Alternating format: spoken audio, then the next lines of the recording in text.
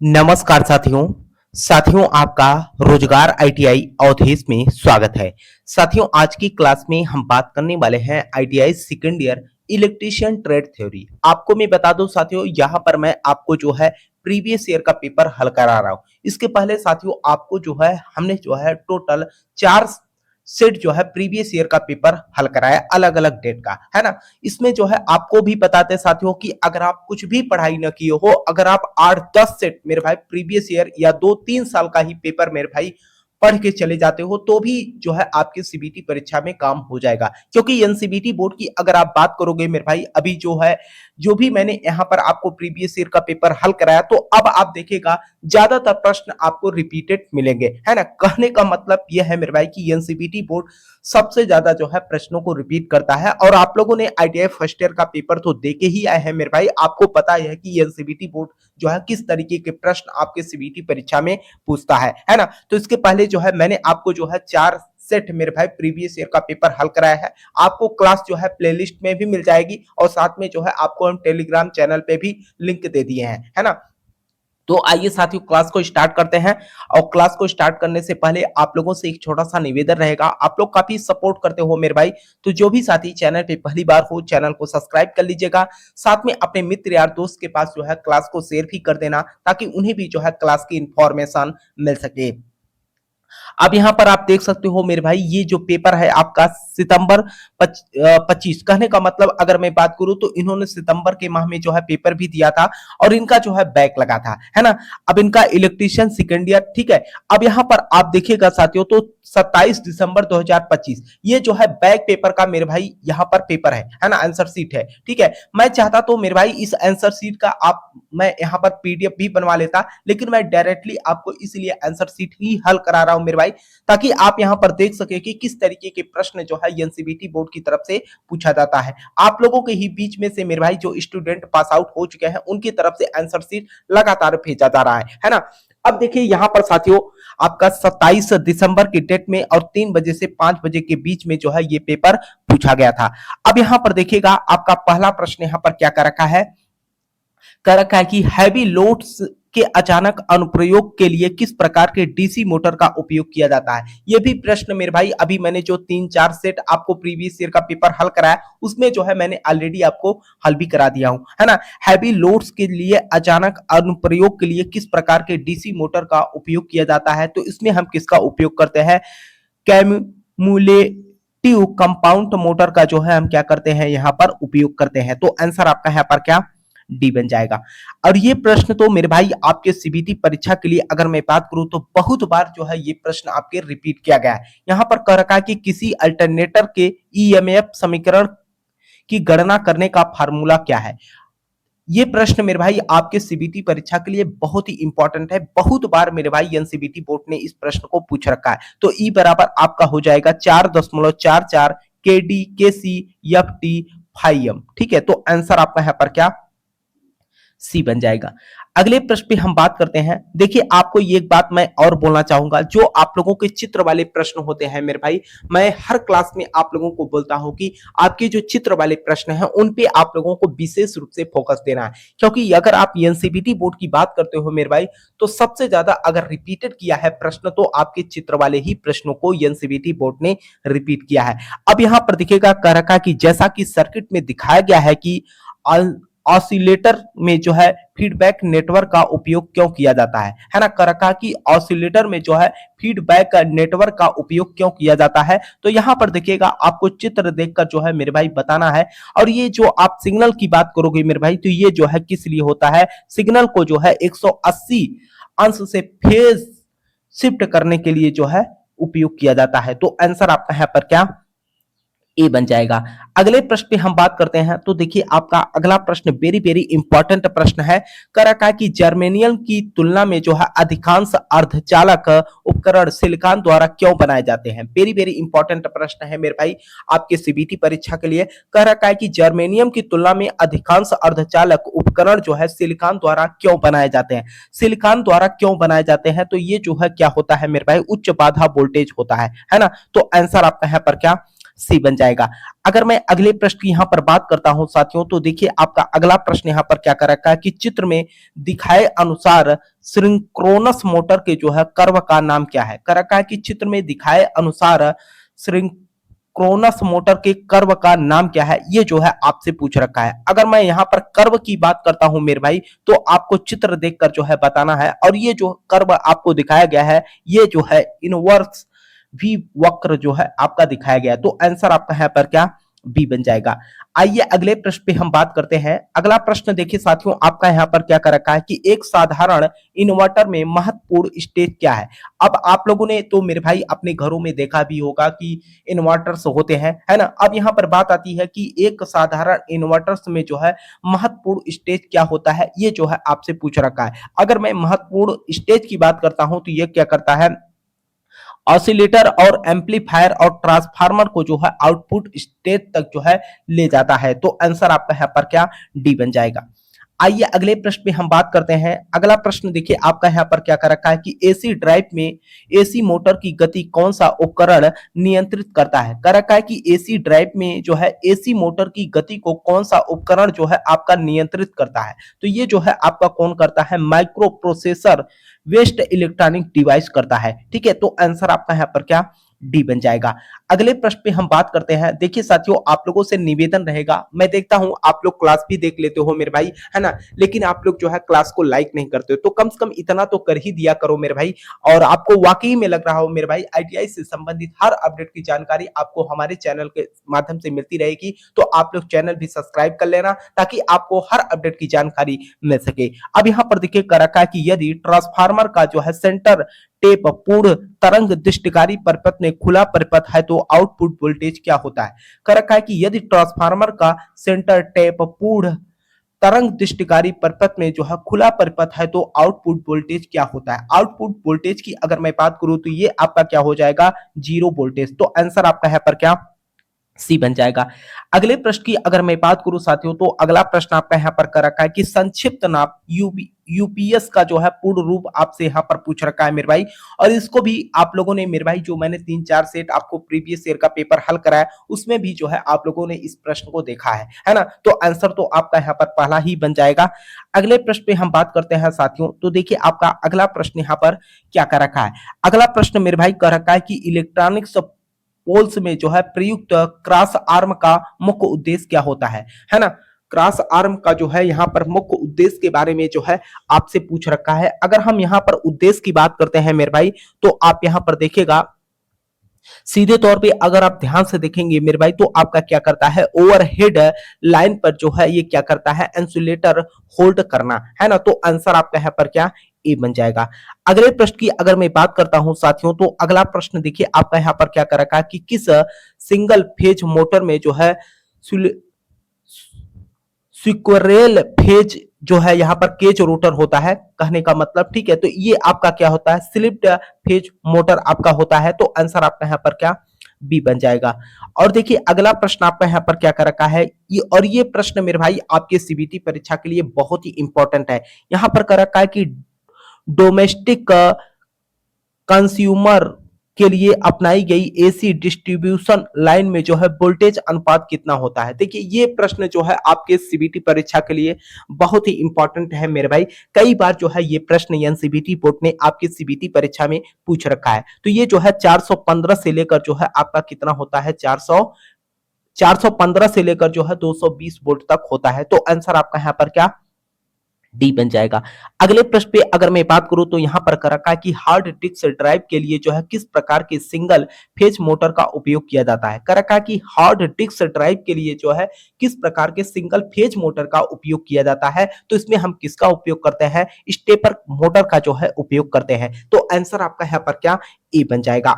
अगले प्रश्न पे अगर मैं बात करूं तो अगला प्रश्न देखिए साथियों आपका यहाँ पर क्या कर रखा है। देखिए साथियों आप लोग क्लास को शेयर करिएगा, है ना। अब यहाँ पर देखिए कर रखा है कि कार्नर कार्नर पोस्ट पर जो है टर्मिनल करने के लिए जो है किस प्रकार के लाइन इंसुलेटर का उपयोग किया जाता है। कह रखा है कि कार्नर पोस्ट पर जो है टर्मिनल करने के लिए जो है किस प्रकार के लाइन इंसुलेटर का जो है उपयोग किया जाता है। तो इसमें हम किसका उपयोग करते हैं, साइकिल इंसुलेटर का जो है उपयोग करते हैं। तो आंसर आपका है पर क्या, डी बन जाएगा। अगर मैं अगले प्रश्न की यहां पर बात करता हूं तो अगला प्रश्न आपसे कह रखा है कि सर्वे वोल्टेज स्टेलाइजर में जो है किस ट्रांसफार्मर का उपयोग किया जाता है ना।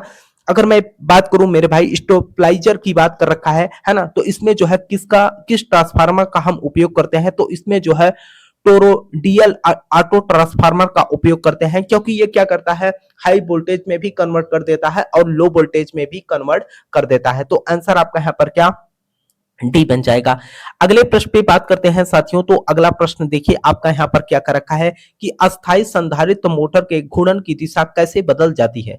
कर रखा है कि अस्थायी संधारित्र मोटर की जो है घूर्णन की दिशा कैसे बदल जाती है, तो ये इसलिए बदल जाता है क्योंकि इसमें क्या होता है, सहायक वाइंडिंग टर्मिनल को जो है इंटरचेंज करके जो है हम क्या करते हैं, बदल देते हैं। तो आंसर आपका सी बन जाएगा। अगला प्रश्न देखिए साथियों आपका यहाँ पर क्या कर रखा है, चित्र में दिखाए गए यक्स के रूप में चिन्हित डीसी ड्राइव के भाग का नाम क्या है। अब यहाँ पर डीसी ड्राइव के भाग का जो है आपसे ये नाम पूछ रखा है। अगर आप इस भाग के नाम की बात करते हो तो इसका नाम आपका होता है क्या, मेन ड्राइव असेंबली है ना। तो आंसर आपका यहाँ पर क्या, बी बन जाएगा। अगले प्रश्न की अगर मैं बात करता हूं साथियों, तो अगला प्रश्न देखिए आपका यहाँ पर क्या पूछ रखा है, कर रखा है कि स्टेप्स वोल्टेज स्टेबलाइजर में जो है किस ट्रांसफार्मर का जो है उपयोग किया जाता है। अब यहाँ देखिए थोड़ा सा ध्यान दीजिएगा, स्टेप्स वोल्टेज के लिए जो है हम किसका उपयोग करते हैं, यहां पर ऑटो ट्रांसफार्मर का जो है उपयोग किया जाता है। तो आंसर आपका यहाँ पर क्या, सी बन जाएगा। अगर मैं अगले प्रश्न की यहां पर बात करता हूं, अगला प्रश्न आपसे कर रखा है कि चित्र में अल्टरनेटर के समानांतर ऑपरेशन की कौन सी विधि दर्शाई गई है। कह रखा है कि चित्र में अल्टरनेटर के समांतर ऑपरेशन की कौन सी विधि जो है यहाँ पर दर्शाई गई है। अगर मैं ऑपरेशन की जो है कौन सी विधि के बारे में यहाँ पर बात करता हूँ साथियों, तो आपका आंसर यहाँ पर क्या बन जाएगा, ध्यान से देखिएगा, ये जो है आपका क्या हो जाएगा, वेस्टर्न टाइप जो है स्क्रो स्कोप विधि हो जाएगा। तो आंसर आपका यहाँ पर क्या, डी बन जाएगा। अगर मैं अगले प्रश्न की यहाँ पर बात करता हूं साथियों, तो अगला प्रश्न देखिए आपका यहाँ पर क्या कर रखा है कि जैसा कि चित्र में दिखाया गया है कि यक्स के रूप में चिन्हित स्लॉट का उद्देश्य क्या है। कर रखा है कि जैसा कि चित्र में दिखाया गया है कि यक्स के रूप में चिन्हित स्लॉट का मेन उद्देश्य क्या है, इसके बारे में जो है आपको बताना है। और ये स्लॉट क्या होता है मेरे भाई, ये जो है कीवे यानी कि कुंजी मार्क फिक्स करने के लिए होता है। जैसे आपने देखा होगा कि शाफ्ट में जब हम पुल्ली को सेट करते हैं तो उस पुल्ली को सेट करने के लिए हम की लगा देते हैं ताकि पुल्ली हमारा जो है थोड़ा सा यहाँ पर, कहने का मतलब थोड़ा सा भी कंपन न करे। तो आंसर आपका यहाँ पर क्या, ए बन जाएगा। अगले प्रश्न पे अगर बात किया जाए साथियों, तो अगला प्रश्न देखिए आपका कर रखा है कि चित्र में दर्शाए अनुसार ओएच लाइनों में जो है प्रयुक्त इंसुलेटर का नाम क्या है। कर रखा है कि चित्र में दर्शाए अनुसार ओएच लाइनों में जो है प्रयुक्त इंसुलेटर का नाम क्या है। अगर मैं यहाँ पर इंसुलेटर की बात करता हूं साथियों, तो ये जो है आपका क्या हो जाएगा, साइकिल इंसुलेटर हो जाएगा। तो आंसर आपका यहाँ पर क्या, डी बन जाएगा। ठीक है, बी बन जाएगा। ठीक है, अगले प्रश्न पे अगर मैं बात करूं, तो अगला प्रश्न देखिए आपका कर रखा है कि चित्र में दर्शाई गई स्पीड कंट्रोल विधि का नाम क्या है। कर रखा है कि चित्र में दर्शाई गई स्पीड कंट्रोल विधि का जो है आपसे नाम पूछ रखा है कि ये कौन सी कंट्रोल विधि को जो है यहाँ पर दिखाया गया है। देखिए साथियों आपको मैं बताना चाहूंगा, कई बार जो है एनसीबीटी बोर्ड की तरफ से आपको यहाँ पर आरेख देकर जो है प्रश्नों को पूछता है, लेकिन जब आपको आरेख पता रहेगा तभी जो है आप इसका उत्तर दे पाएंगे, है ना। और आपको ये भी मैं बता दूं मेरे भाई, अगर आप 3-4 साल का पेपर पढ़ लेते हो ना, तो चित्र वाले प्रश्न तो आप एक भी यहाँ पर मिस नहीं करके आओगे। तो ये जो है आपका क्या दिखाया गया है, कैस्केड ऑपरेशन को जो है यहाँ पर दिखाया गया है। तो आंसर आपका बी बन जाएगा। अगले प्रश्न पे अगर मैं बात करूं साथियों, तो अगला प्रश्न यहाँ पर देखिएगा क्या कर रखा है कि रेड, ब्लू और ब्लैक पर जो है कंडक्ट किए गए कंडक्टर के रंग से कौन सी आपूर्ति इंगित करती है। यहाँ पर कर रखा है कि रेड, ब्लू और ब्लैक में जो है कंडक्ट किए गए कंडक्टर के रंग से कौन सी आपूर्ति जो है यहाँ पर इंगित करती है। तो आपकी सप्लाई डीसी 3 वायर सिस्टम करता है। तो आंसर आपका यहाँ पर क्या, बी बन जाएगा। अगर मैं अगले प्रश्न की यहाँ पर बात करता हूं, तो अगला प्रश्न आपसे यहाँ पर कर रखा है कि आर्मेचर की संतुलित करने का सबसे प्रभावी तरीका कौन सा है? कह रखा है कि आर्मेचर को जो है संतुलित करने का सबसे प्रभावी तरीका कौन सा है? तो आपका कौन हो जाएगा? गतिशील संतुलन हो जाएगा। क्या हो जाएगा? गतिशील संतुलन। तो आंसर आपका यहाँ पर क्या? ए बन जाएगा। अगर मैं अगले प्रश्न की यहाँ पर बात करता हूं, अगला प्रश्न आपसे कर रखा है कि बड़े डीसी जनरेटर में जो है क्षतिपूर्ण बैंडिंग क्यों प्रदान की जाती है? कर रखा है कि बड़े डीसी जनरेटरों में जो है क्षतिपूर्ण बैंडिंग को जो है क्यों प्रदान की जाती है? तो ये जो है आपके आर्मेचर की जो है आर्मेचर प्रतिक्रिया की जो है विचुम्बकीय प्रभाव को जो है न्यूट्रलाइजिंग करने के लिए जो है किया जाता है। तो आंसर आपका यहाँ पर क्या? सी बन जाएगा।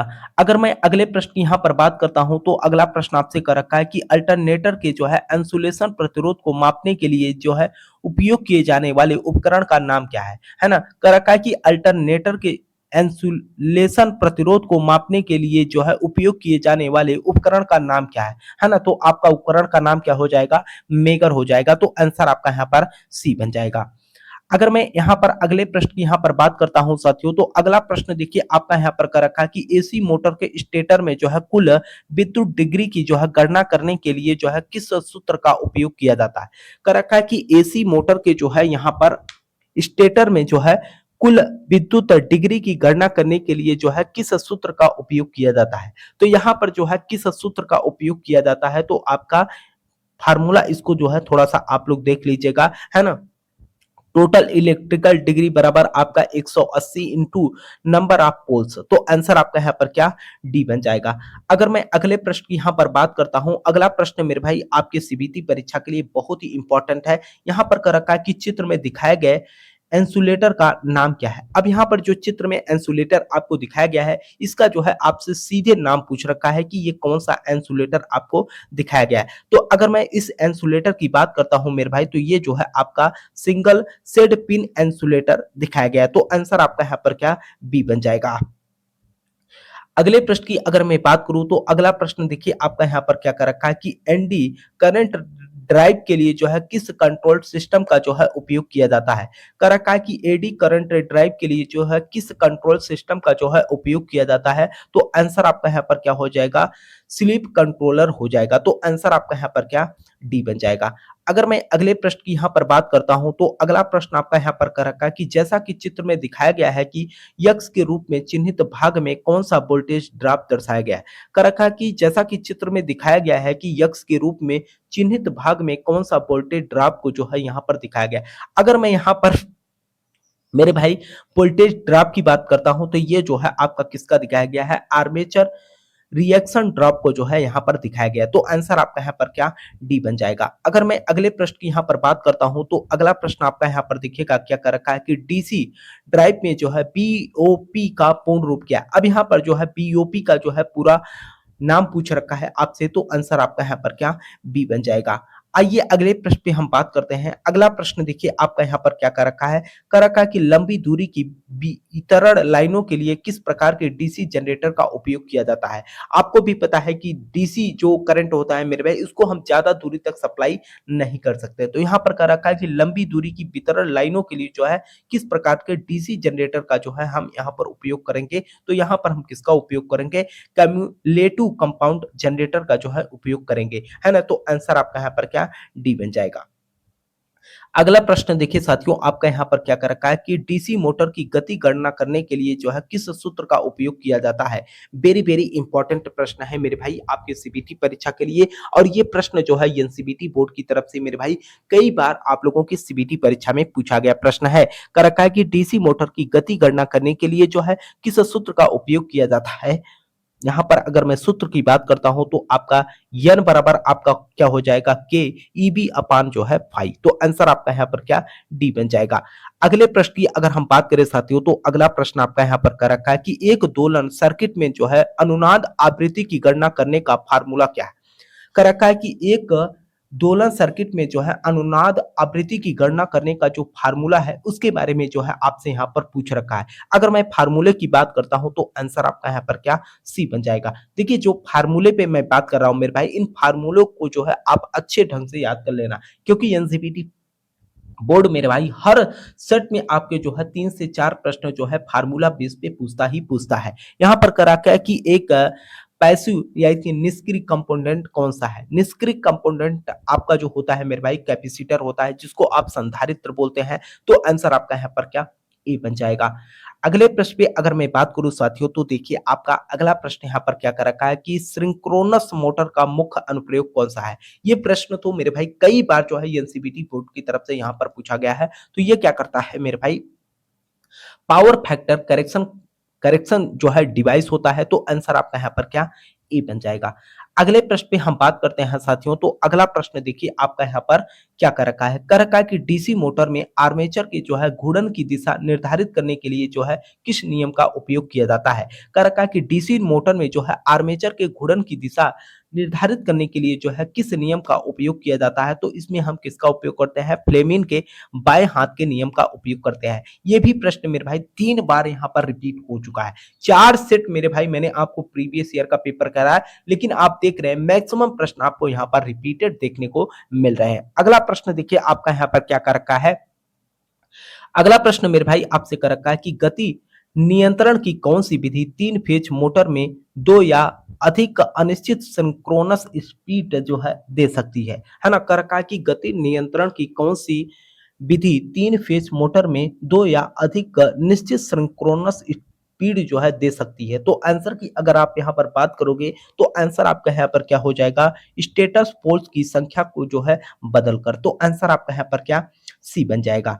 अब देखिए साथियों, आपको तो अच्छे से पता है कि आप चाहे कोई भी ट्रेड हो, उस ट्रेड से रिलेटेड आपके सीबीटी परीक्षा में 38 प्रश्न पूछे जाते हैं। अब 38 प्रश्न आपके समाप्त हो गए, तो उसके बाद आपका वर्कशॉप कैलकुलेशन एंड साइंस। आपको अच्छे से पता है कि ये जो है 6 प्रश्न आपके सीबीटी परीक्षा में पूछे जाते हैं और 6 ही प्रश्न आपके इंजीनियरिंग ड्राइंग से जो है पूछे जाते हैं। तो आइए अगर आप देखेंगे साथियों, तो ये भी प्रश्न आपको सबसे ज्यादा यहाँ पर रिपीटेड देखने को मिलेगा। अब यहाँ पर देखिए कल के डेट में भी मैंने मेरे भाई इस प्रश्न पे बात किया था। यहाँ पर कर रखा है कि विकृति की इकाई क्या है। आपको यकीन ना हो मेरे भाई, तो कल वाली क्लास आप देख लीजिएगा। और जो है कल वाली क्लास जो है 31 जुलाई 2025 का पेपर था और 3 बजे से 5 बजे के ही बीच में का पेपर था। आप देखा होगा मेरे भाई, है ना। तो आपको ये प्रश्न देखने को मिलेगा, है ना। विकृति की जो है इकाई क्या है। अब यहाँ पर जो है इसकी कोई यूनिट नहीं होती, नो यूनिट। तो आंसर आपका यहाँ पर क्या डी बन जाएगा। ठीक है साथियों, आपको एक बात मैं और बोलना चाहूंगा। मैं चाहता तो मेरे भाई, मैंने स्टार्टिंग में ही बोला था, इसका मैं आपको टाइपिंग करा लेता, क्योंकि आपको यकीन हो मेरे भाई, आप जो है यहाँ पर प्रीवियस के पेपर को जो मैच कराओ, तो आपको लगे दिखे कि यहाँ पर जो है प्रश्नों को एनसीईआरटी बोर्ड की तरफ से कितना रिपीट किया गया है। ठीक है, तो अगला प्रश्न देखिए आपका यहाँ पर क्या कर रखा है कि साधारण ब्याज में जो है साल को कैसे दर्शाया जाता है। रिपीटेड प्रश्न मेरे भाई, यन से हम दर्शाते हैं। तो आंसर आपका यहाँ पर क्या यन हो जाएगा। ठीक है, अगर यहाँ पर टी होता है मेरे भाई, तो टी भी आंसर हो जाता है। ठीक है, अगले प्रश्न पे हम बात करते हैं। अगला प्रश्न देखिए आपका यहाँ पर क्या कर रखा है कि कौन सा प्राधिकरण दरों की जो है अनुसूची को जो है प्रकाशित करता है। कर रखा है कि कौन सा प्राधिकरण दरों की जो है अनुसूची को जो है क्या करता है, प्रकाशित करता है। तो आपका कौन करता है, सरकारी विभाग करता है। तो आंसर आपका यहाँ पर क्या डी बन जाएगा। अगला प्रश्न देखिए साथियों, आपसे यहाँ पर क्या कर रखा है, स्नेहक का उद्देश्य क्या होता है। जो हम स्नेहक का उपयोग करते हैं मेरे भाई, इस स्नेहक का मेन उद्देश्य क्या होता है, ये क्या करता है, घर्षण को कम करने के लिए हम क्या करते हैं, स्नेहक का उपयोग करते हैं। तो आंसर आपका यहाँ पर क्या डी बन जाएगा। अब देखिए साथियों, यहाँ पर जो है घातांक का नियम दिखाया गया है। अब यहाँ पर घातांक के नियम के आधार पर जो है अगर देखा जाए, ये इंटू एक घाते 2 है ना। तो आपको भी पता है कि घातांक में जो है अगर हमारा बेस सेम है और घात अलग अलग है, तो सभी घातों को जो है आपस में हम ऐड कर लेते हैं। तो आप यहाँ पर 4 3 7 7 2 9 9 1 10, तो एक के घाते 10 आएगा। तो आंसर आपका यहाँ पर क्या डी बन जाएगा। ठीक है, बड़े सिंपल प्रश्न होते हैं मेरे भाई आपके सीबीटी परीक्षा में। जैसे वर्कशॉप कैलकुलेशन एंड साइंस की बात करें, चाहे आप इंजीनियरिंग ड्राइंग की बात करें, चाहे आप इंप्लीमेंटेबिलिटी स्किल की बात करें, है ना। बड़े बेसिक होते हैं मेरे भाई ये प्रश्न। तो आप लोग इस बात का थोड़ा सा ध्यान रखिएगा, है ना। अब अगले प्रश्न पे हम बात करते हैं। अगला प्रश्न देखिए आपका यहाँ पर क्या कर रखा है कि आई किसको निरूपित करता है। आई जो है यहाँ पर किसको निरूपित करता है, ये जो है आपसे पूछ रखा है। तो यहाँ पर अगर आप बात करोगे इंटरेस्ट होता है मेरे भाई, तो आंसर आपका यहाँ पर क्या, डी बन जाएगा। अगर मैं अगले प्रश्न की यहाँ पर बात करता हूँ साथियों, तो अगला प्रश्न मेरे भाई आपका यहाँ पर देखिएगा इंजीनियरिंग ड्राइंग से पूछ रखा है। मैंने आपको स्टार्टिंग में ही बोला मेरे भाई कि 6 प्रश्न आपके यहाँ पर वर्कशॉप कैलकुलेशन एंड साइंस से होते हैं, तो 6 ही प्रश्न आपके इंजीनियरिंग ड्राइंग से पूछे जाते हैं। अब यहाँ पर देखिएगा कर रखा है कि निम्नलिखित में से नॉट गेट कौन सा है। अब मैंने आपको कल भी जो है ये प्रश्न आपको कराया था मेरे भाई, और आप देख सकते हो मेरे भाई कितना प्रश्न एनसीईआरटी बोर्ड यहाँ पर रिपीट कर रखा है। तो आपका आंसर यहाँ पर क्या बन जाएगा, सी बन जाएगा। मेरे भाई हमारे कहने का मतलब ये सीधा सीधा है कि अगर आप 3-4 साल का पेपर सही ढंग से पढ़ के चले जाते हो मेरे भाई, तो आप सीबीटी परीक्षा में एक भी प्रश्न मिस नहीं करके आओगे, क्योंकि एनसीईआरटी बोर्ड मेरे भाई सबसे ज्यादा जो है प्रश्नों को रिपीट करता है विद प्रूफ के साथ। यहाँ पर मैंने आपको क्लास लिया, आंसर शीट भी हल कराया मेरे भाई, आप खुद मैच कराकर देख लीजिए कि कितने भी प्रश्नों को यहाँ पर एनसीईआरटी बोर्ड ने रिपीट कर रखा है। अब देखिए यहाँ पर जो है अगला प्रश्न, ये भी प्रश्न मेरे भाई आपका रिपीटेड प्रश्न है। कर रखा है बिना स्विच यानी कि पी के मुख्य फ्यूज बोर्ड के लिए जो है चिन्ह चुने। अब यहाँ पर चिन्ह चुनने की जो बात कर रखा है मेरे भाई, तो आंसर आपका यहाँ पर क्या, सी। कई बार मेरे भाई इस प्रश्न को हम आपको हल करा दे रहे हैं, है ना। अब यहाँ पर देखिएगा कर रखा है कि सिंगल पोल एमसीबी कौन सा है। सिंगल पोल एमसीबी, ये तो मेरे भाई डबल हो गया, ये तो होगा नहीं, है ना। ये भी जो है आपका यहाँ पर, ये तो ट्रिपल हो गया, ये भी नहीं होगा मेरे भाई। ये भी जो है आपका, ये तो 4 हो गया, ठीक है। अब यहाँ पर देखिए ये जो है आपका सिंगल है, तो आंसर आपका यहाँ पर क्या, डी बन जाएगा।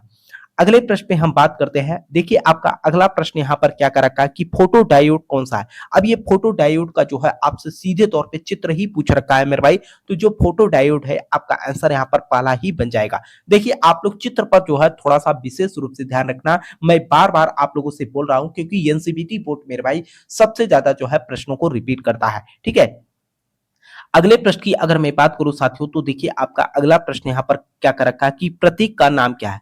अब ये प्रश्न मेरे भाई मैंने आपको कल के भी पेपर में हल कराया था, है ना। तो ये जो है आपका क्या है, कंडेंसर माइक्रोफोन को जो है आपको यहाँ पर दिखाया गया है, तो आंसर आपका यहाँ पर क्या, डी बन जाएगा। अगर मैं यहाँ पर अगले प्रश्न की बात करता हूं साथियों, तो कर रखा है कि निम्नलिखित में से कौन एसी एमीटर है। कर रखा है कि निम्नलिखित में से कौन एसी एमीटर है। यहाँ पर देखिए निम्नलिखित में से कौन सा एसी एमीटर को जो है यहाँ पर दिखाया गया है। अगर मैं एसी एमीटर की बात करता हूं मेरे भाई, तो आंसर आपका यहाँ पर क्या, सी बन जाएगा। अगले प्रश्न की अगर मैं बात करूं साथियों, तो यहाँ पर देखिएगा इनका जो है एम्प्लॉयबिलिटी स्किल में जो है ये पास थे, तो इनका जो है अगर आप बात करोगे मेरे भाई, तो ट्रेड थ्योरी पे जो है हमने बात किया, ठीक है।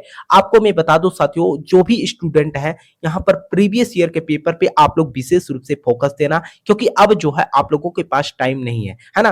कहने का मतलब सीधा यही है मेरे भाई कि अगर आप लोग प्रीवियस ईयर का पेपर भी देख लेते हो मेरे भाई, तो भी जो है आप लोगों का काम हो जाएगा, है ना। ये जो है बैक पेपर था मेरे भाई। अब यहाँ पर जो है आपको भी पता है कि ट्रेड थ्योरी में टोटल 85 प्रश्न पूछे जाते हैं, है ना। अब इसमें जो है एम्प्लॉयबिलिटी स्किल नहीं है, तो एम्प्लॉयबिलिटी स्किल मेरे भाई इसलिए नहीं है क्योंकि ये स्टूडेंट जो है एम्प्लॉयबिलिटी स्किल में जो है पास थे, तो इनका जो पेपर हुआ था केवल और केवल ट्रेड थ्योरी का हुआ था, ठीक है। तो हमने जो है यहाँ पर ट्रेड थ्योरी का जो है आपको प्रीवियस ईयर का बैक पेपर मेरे भाई 27 दिसंबर 2025 में जो कंप्लीट कराया गया था मेरे भाई, उसको भी यहाँ पर मैंने आपको हल करा दिया, है ना। अभी तो मेरे भाई मैं आपको कई सारे जो है यहाँ पर आंसर शीट हल कराने वाला हूँ अलग अलग डेट का। जिस डेट का मेरे भाई मैं आपको हल करा चुका हूँ, उस डेट का मैं नहीं हल कराऊंगा, है ना।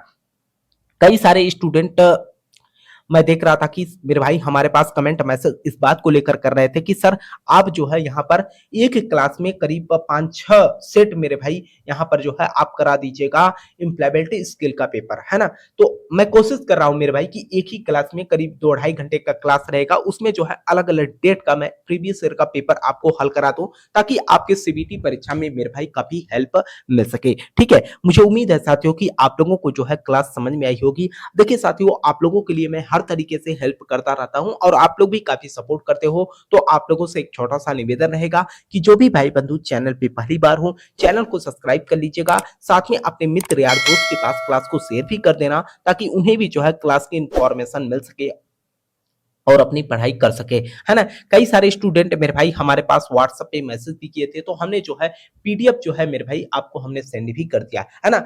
अब यहाँ पर बात आती है कि कई सारे स्टूडेंट बोल रहे थे कि सर टेलीग्राम पे आपने भेजा है, तो टेलीग्राम पे भी मेरे भाई मैं आपको भेज दूँगा। हमारे टेलीग्राम चैनल का नाम भी मेरे भाई रोजगार आईटीआई अवधेश के ही नाम से है, आप लोग जॉइन कर लेना ताकि वहाँ पर भी कोई अपडेट नोटिस आए तो आपको जानकारी मिल सके, ठीक है? तब तक के लिए साथियों आपसे मिलते हैं नेक्स्ट क्लास में, तब तक के लिए जय हिंद, जय भारत।